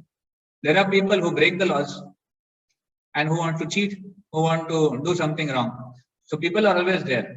सो that is called as free will. उसको कहते हैं फ्री विल, स्वतंत्र इच्छा। तो स्वतंत्र इच्छा भगवान ने हमको दी है, जिसके बीच में भगवान नहीं आते हैं। हाँ, पर भगवान क्या करते हैं, उसके बेसिस पे रिजल्ट हमको देते हैं। अगर कोई स्वतंत्र इच्छा अच्छी चीज में इस्तेमाल करता है तो उसको वैसा रिजल्ट मिलता है, पर कोई अगर स्वतंत्र इच्छा गलत डायरेक्शन में यूज करता है तो उसको वैसा रिजल्ट मिलता है। So just to answer in short, God doesn't want us to use it wrongly, but if we are using it wrongly, God is giving us the reaction for that. And again, God will set it right. Ultimately, देखो set right करने का काम भी भगवान ही करते हैं। For example this COVID-19, now this thing has come up. अगर शास्त्रों के दृष्टिकोण से देखा जाए तो as I said, because the humanity has misused the nature and resources, हमने नेचर का, सृष्टि का और जो रिसोर्सेज है उसका गलत इस्तेमाल किया है अपने भोग के लिए, अपने एंजॉयमेंट के लिए, इसलिए ये एक रिएक्शन है। तो इस प्रकार से ये पहली बार नहीं है कि कोविड-19 पैंडेमिक कोई नया चीज नहीं है, ऐसे पास्ट में भी कई बार पैंडेमिक्स हुए हैं, कई बार कई सारे फ्लूज, जैसे पिछले कुछ सालों पहले फ्लू आया था, तो कोई ना कोई फ्लू होता रहता है, कोई ना कोई बीमारियां होती रहती है, कहीं पे फ्लड आ जाता है, बाढ़ आ जाती है, कहीं पे अर्थक्वेक हो जाता है, ये सारे रिएक्शन हैं हमारे कर्मा के लिए। तो कोविड ये जो अभी पैंडेमिक जो आया है वो एक रिएक्शन है, ऐसे अनेकों बार रिएक्शन मिलता है। So like that. So God will not force us to use it rightly or wrongly, but God will give us the reaction for that. तो हमारा ड्यूटी है कि हम सही चीज से, हम इसको सही चीज में इस्तेमाल करें, सही डायरेक्शन में इस्तेमाल करें। Does that answer your question, Tushar? Hare Krishna, yes, sir. हरे कृष्णा प्रभु जी, मेरा क्वेश्चन है, is there any difference between luck, भाग्य and karma? Previous era we depend only in luck. भाग्य में होगा तो खेत पानी बरस जाएगा, खेत जुत जाएगा, भाग में होगा तो मुझे लड़का हो जाएगा, भाग में होगा तो लड़की की शादी हो जाएगी। तो is there any differences between भाग्य and karma? Okay, thank you, Manju ji. तो in my understanding, actually भाग्य और कर्म में कोई अंतर नहीं है। भाग्य ये कर्म का ही दूसरा नाम है। हम जो कहते हैं कि भाग्य में है, विधाता ने अगर लिखा है तो होगा, एक्चुअली विधाता ने लिखा है, भाग्य में है, ये एक अंडरस्टैंडिंग हो गई। पर हमें समझना चाहिए कि हमारा भाग्य भी हमने ही बनाया है। हमारा जो कर्म है इस जन्म का, वो भी हमने ही डिजाइन किया हुआ है। जैसे पिछले जन्मों में हमने जो कार्य करे होंगे, या फिर इस जन्म में भी अब तक जो हमने कार्य किए हैं, उसके आधार पर ही हमारा फ्यूचर है, हमारा भाग्य है। तो एक प्रकार से भाग्य बनाने वाले हम हैं, इसलिए हमको किसी और को दोष नहीं देना चाहिए। अगर कुछ गलत होता है तो हमारी ही करनी है, अगर जीवन में कुछ अच्छा होता है तो उसको समझना चाहिए कि भगवान ने हमारे कुछ अच्छे कामों के लिए हमें एक अच्छा रिजल्ट दिया है। तो इसलिए लॉ ऑफ कर्मा उसको अपने ऊपर अप्लाई करना चाहिए, किसी और को दोष नहीं देना चाहिए। ठीक है, थैंक यू प्रभु जी, थैंक यू प्रभु जी। Yes, Nidhi Mother, you have some question? Hare Krishna प्रभु जी। प्रभु Yes, जी, ma'am. मैंने सुना है कि जो नॉन लिविंग थिंग्स होती है उनमें लो लेवल की कॉन्शियसनेस होती है, क्या ये सही है? इज इट ट्रू और फॉल्स? लो लेवल की कॉन्शियसनेस होती है किसमें? नॉन लिविंग थिंग्स में लो लेवल की कॉन्शियसनेस होती है। जैसे ह्यूमन बीइंग है वो टोटली फुल फाइन है, मतलब फिट एंड फाइन है, उनमें कॉन्शियसनेस का लेवल हाई है, बट जो नॉन लिविंग थिंग्स है उनमें लो लेवल की कॉन्शियसनेस होती है, बहुत ही लो। ऐसा है क्या? You see, it is there that low is actually very minute. It cannot be counted. उसको गणना नहीं की जा सकती। जैसे मनुष्यों में एक लेवल की चेतना है, पशुओं में एक उससे निचले लेवल की चेतना है, पेड़ों में उससे एक निचले लेवल की चेतना है, क्योंकि पेड़ भी जीवित है, तो उसकी जो चेतना है वो और कम है। तो इस प्रकार अगर कोई नॉन लिविंग पे चला जाए, जैसे रॉक या फिर स्टोन और would etcetera like this, they may also have consciousness but very minute, which is not visible, which is not displayed. उनकी चेतना का उतना विकास नहीं हो पाता है। इसलिए भगवान बोलते हैं गीता में कि 3 प्रकार की शक्तियां हैं मेरी। एक होती है जो इंफीरियर एनर्जी, जिसको बोलते हैं परा प्रकृति है, तो ये सारे जो एलिमेंट्स है वो परा प्रकृति में आते हैं। और अपरा प्रकृति जो सुपीरियर एनर्जी है, उसमें सारी जीवात्माएं आती हैं। ये 2 मेन एनर्जी है भगवान की। तो जो नॉन लिविंग या फिर आप जो बोल रहे हैं, जो मटेरियल वर्ल्ड में है उसमें बिल्कुल चेतना नहीं है। हाँ, स्पिरिचुअल वर्ल्ड में देखा जाए तो जो नॉन लिविंग भी अपीयर होते हैं उसमें चेतना है। जैसे गोवर्धन पर्वत, अभी गोवर्धन पर्वत ये स्पिरिचुअल वर्ल्ड में जाएंगे तो उसमें चेतना है, यहाँ पर नहीं है। मेटल वर्ल्ड में जो पर्वत है उसमें चेतना नहीं है। So of course there is a very minute level of consciousness, but that is very negligible. Hare Krishna, I have a question that we say that Yes, our Hindu dharma is that, and this dharma is that, and I have gone to listen the Bhagavad at a place, and they said that हमारे हिंदू धर्म में ऐसा होता है and बाकी धर्म. So what is the dharma of a living being? Is there any Okay. Hindu Muslim and that is a one dharma of all beings? Okay, good question. But very important question. But this question we'll answer in one of our sessions where we'll see about all the dharmas. कि धर्म क्या होता है. But just to answer in short, actually there is nothing like the religion. The real meaning of dharma is, धर्म का मतलब क्या है? जो चीज या फिर जो गुण आपसे निकाला नहीं जा सकता, आपसे सेपरेट नहीं किया जा सकता है, आपको उस गुण से अलग नहीं किया जा सकता है, उसको कहते हैं धर्म. जो हमारे वैदिक शास्त्रों का जो डेफिनेशन है धर्म का, वो ये है कि आपसे जो गुण है अलग नहीं किए जा सकते. अभी हम भौतिक दुनिया में धर्म देखते हैं तो इंग्लिश में धर्म को ट्रांसलेट किया जाता है रिलीजन में, but it is not a right translation. वो सही नहीं है. Religion can be changed. Hindu, Muslim, Sikh, ईसाई, क्रिश्चियन वगैरह वगैरह, many religions that can be changed. Dharma of the soul, क्योंकि हमने लास्ट सेशन में देखा कि हम शरीर नहीं, हम आत्मा हैं. तो ये जो बाकी जो धर्म, जो सुपरफिशियल धर्म की हम बात करते हैं, वो तो शरीर के स्तर पे है. पर आत्मा का धर्म क्या है? वो है भगवान से प्रेम करना और भगवान की सेवा करना. That is the real dharma of the soul. So more in detail about it, we'll discuss in one of our sessions. Hare Krishna, I want to know that that earth is our mother. We say earth is our mother, and we pollute the earth. We split on earth. We excrete our waste on earth. And the God says that I am the. They say that I am the husband of the earth. So how the father says that their children polluting her mother? Why doesn't he react to this? See, भगवान father हैं, अर्थ mother हैं, और हम भी तो बच्चे हैं ना. तो कभी कभी बच्चे जब गलत या फिर गलत काम करते हैं, हरकतें करते हैं, तो माता पिता का उनका एक स्वाभाविक प्रेम होता है. माता पिता नेचुरली बच्चों से प्रेम करते हैं, और इसलिए आप नहीं देखोगे कि माता पिता बच्चों को बहुत कड़ी पनिशमेंट देते हो. ऐसा नहीं है कि छोटी सी गलती करी तो उसको 4 दिन के लिए खाना नहीं दिया. ऐसा नहीं होता है. बच्चा कितना भी बुरा क्यों ना हो, अपने माता पिता के लिए वो बच्चा ही है. वो उसके लिए प्रेम का एक प्रेम ही करेंगे उसके ऊपर. हाँ, जब उसको सही एक मतलब एक शिक्षा देनी है या फिर उसको कोई लेसन देना है तो उसको करेक्ट करेंगे. जैसे माता पिता कभी कभी बच्चों को मारते हैं उनकी भलाई के लिए.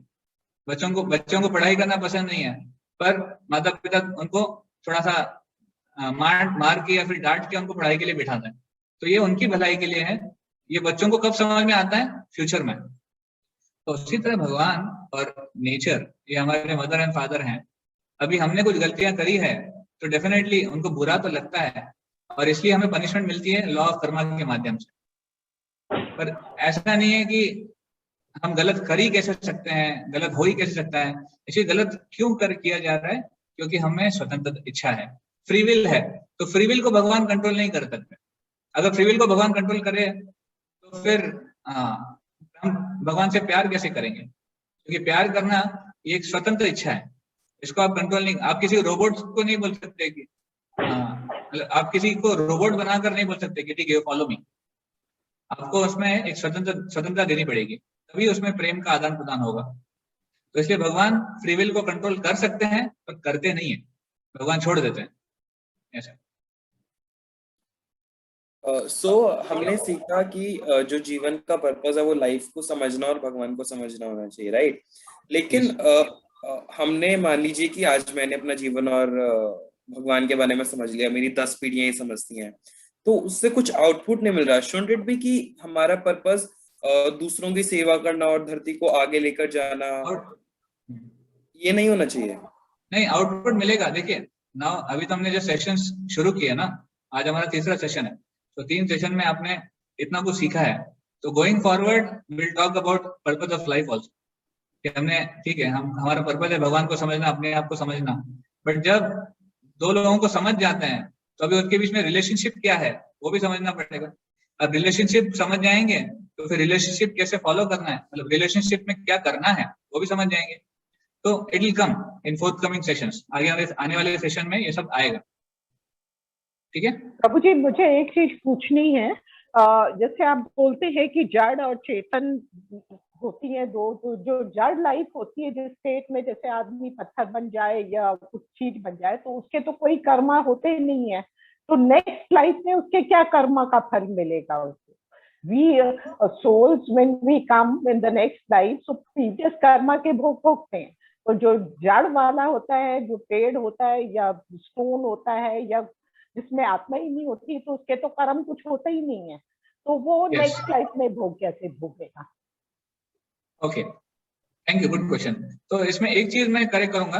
देखिए, जड़ वो पदार्थ है जिसमें लाइफ नहीं है। नहीं। चेतन एज सोन एज उसे लाइफ है, मतलब वो चेतन हो गया। इट इज नो मोर जड़, वो जड़ नहीं रहा। अभी जैसे ही उसमें जीवन आ गया तो वो चेतन हो गया। तो अभी चेतन में भी अलग अलग चेतना की डिग्री है। जैसे मैंने बताया, पेड़ों का जो चेतना होती है वो बहुत कम होती है, प्राणियों की उससे बेटर होती है, मनुष्यों की सबसे विकसित होती है। मनुष्य की जो चेतना है वो सबसे डेवलप्ड है। तो अभी शास्त्र बताते हैं कि ह्यूमन फॉर्म ऑफ लाइफ, मनुष्य जीवन है, उसमें ही हम चॉइस ले सकते हैं कि हमें अच्छा करना है, बुरा करना है, सही करना है, गलत करना है। ये चॉइस ह्यूमन फॉर्म को है। बाकी जो योनियां हैं, 84 लाख योनियों में से जो बाकी जो जीवन है उसको चॉइस नहीं है, उनको केवल भोग योनि बताया जाता है। They have to live out their karma, उनको अपना कर्मा केवल बिताना है। पर मनुष्य जीवन में हम कर्मा अर्जित करते हैं। We can earn the karma in human form of life, but in the other form of life we can just live out our karma. ये अंतर है मनुष्य जीवन में और बाकी जीवन में। इसलिए जो चांस हमें मिला है ह्यूमन फॉर्म ऑफ लाइफ का, वो इतना रेयर है, वो बहुत ही एक दुर्लभ चांस है। और इस ह्यूमन फॉर्म ऑफ लाइफ को हमको वेस्ट नहीं करना चाहिए, इस मनुष्य जीवन को वेस्ट नहीं करना चाहिए। क्योंकि अगर दूसरे योनियों में चले गए तो वापस एक लंबा चक्कर काटना पड़ेगा मनुष्य जन्म तक आने के लिए। और फिर पता नहीं मुक्ति का चांस मिलेगा कि नहीं मिलेगा, भगवान के बारे में ज्ञान मिलेगा कि नहीं मिलेगा, हमें बदलने का चांस मिलेगा कि नहीं मिलेगा, पता नहीं। इसलिए अभी चांस है, इसको हमें इस्तेमाल करना चाहिए। ठीक है। Anyone else has any question? किसी और का कोई प्रश्न है?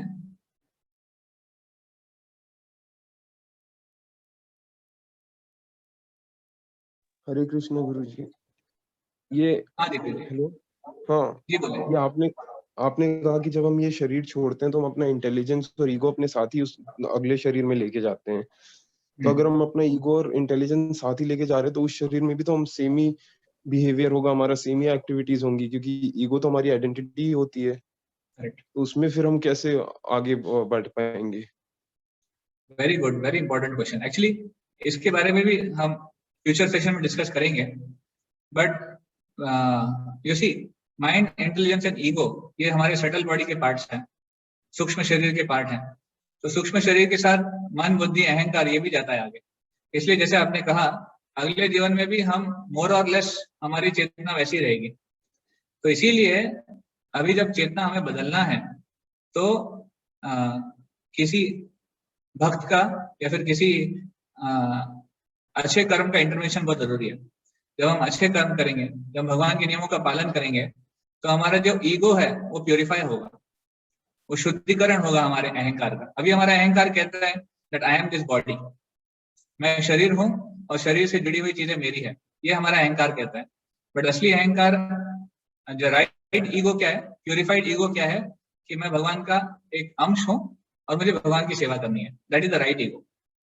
और जब हम इस अहंकार में स्थित हो जाएंगे कि हमें भगवान की सेवा करनी है, फिर नेचुरली हमारा जो गतिविधियां हैं, नेचुरली हमारा जो फ्यूचर है वो भी चेंज हो जाएगा। That's why we need to take knowledge of it and we need to work accordingly. Hare Krishna, I want to note that everyone says that कर्म ही पूजा है, कर्म ही पूजा है. So what is that? See, we saw just now in the today's session, आज के session में हमने देखा कि भगवान है और भगवान ही सबको चला रहा है, और भगवान के हाथ में लॉ ऑफ कर्मा है। तो कर्म ही पूजा है, ये एक फिलोसॉफी है, बट इसका कोई प्रैक्टिकल रेफरेंस नहीं है, इसका कोई शास्त्रिक रेफरेंस भी नहीं है।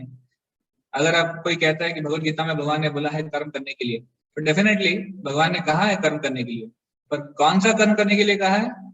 दैट इज कृष्ण कॉन्शियस कर्म, कृष्ण भावना भावित कर्म होना चाहिए। मतलब नियम कानून के अनुसार कर्म होना चाहिए। हम नहीं कह सकते कि हम कर्म करते रहेंगे और नियम कानून का पालन नहीं करेंगे। तो जब सब कुछ जो भगवान ने बनाया है, जब हमें सब कुछ भगवान के माध्यम से प्रदान हो रहा है, तो भगवान को एक्नॉलेज करना जीवन में ये हमारे लिए एक जरूरत बन जाती है। बिकॉज जब एक्नॉलेज करेंगे तभी हम सुखी रहेंगे, और एक्नॉलेज नहीं करेंगे तो जैसे मैंने बताया हम एक प्रकार से चोरी कर रहे हैं या फिर चोर बन जा रहे हैं।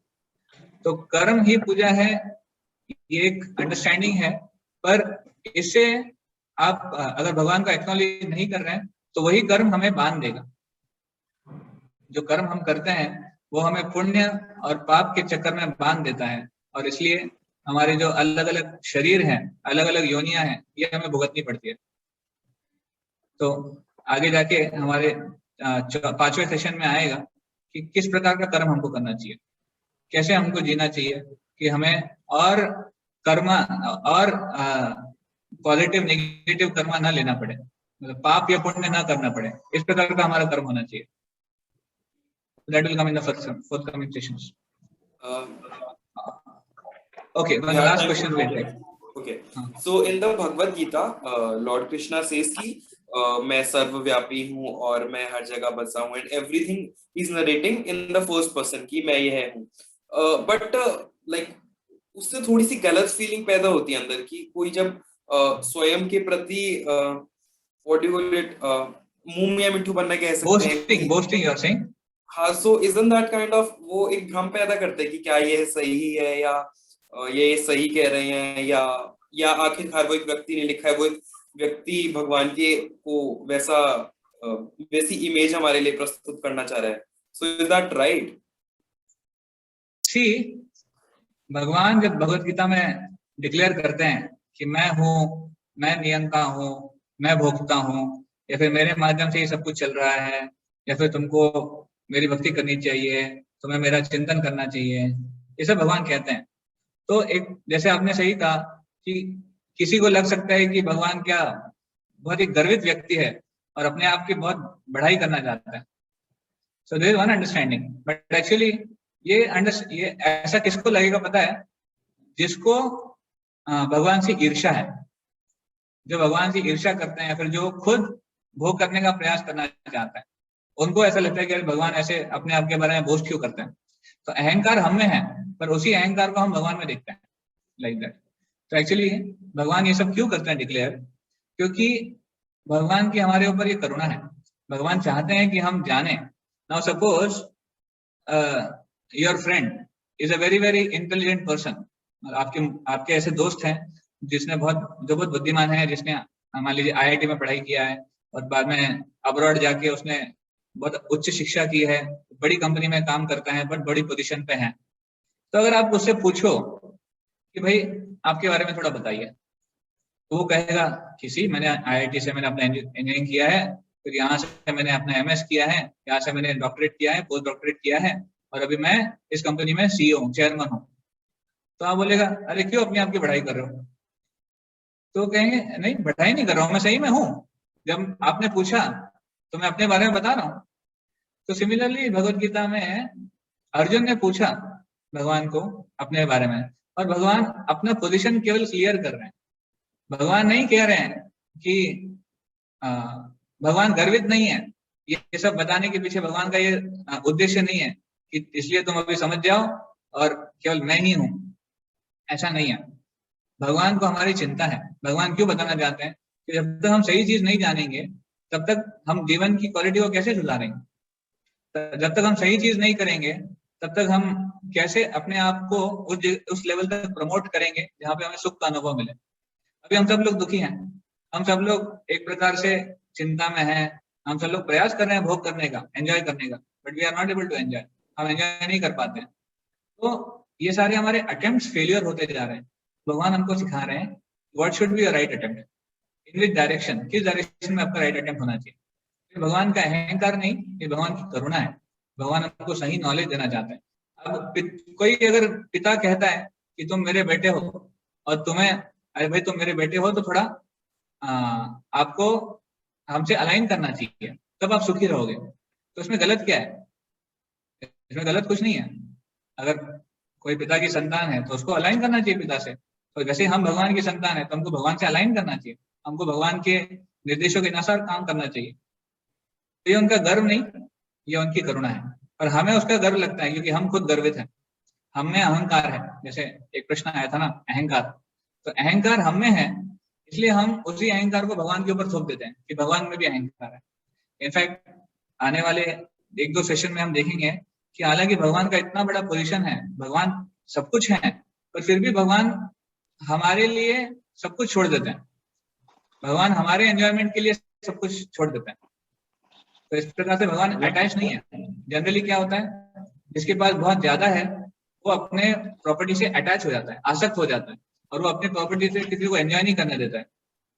वैसे भगवान नहीं है, भगवान ने हम सबको अपनी प्रॉपर्टी के ऊपर एंजॉय करने का अधिकार दिया है। So this way it can be understood. Okay Tushar? या प्रभु जी, thank you. Okay, thank you so much, and बहुत बहुत धन्यवाद आप सबका, बहुत ध्यान से सुन रहे हैं और प्रश्नोत्तर में भाग ले रहे हैं। I was very happy and blessed to hear so many nice questions. So we'll meet next Sunday again with the next session, which in the series of this Discover Yourself series. Thank you very much. Hare Krishna. बहुत बहुत धन्यवाद। हरे कृष्णा प्रभु जी। हरे कृष्णा। हरे कृष्णा प्रभु जी। हरे कृष्णा। हरे कृष्ण प्रभु जी। हरे कृष्णा। हरे कृष्णा प्रभु जी। हरे कृष्णा। हरे कृष्णा प्रभु जी। हरे कृष्णा प्रभु जी। हरे कृष्णा। हरे कृष्णा।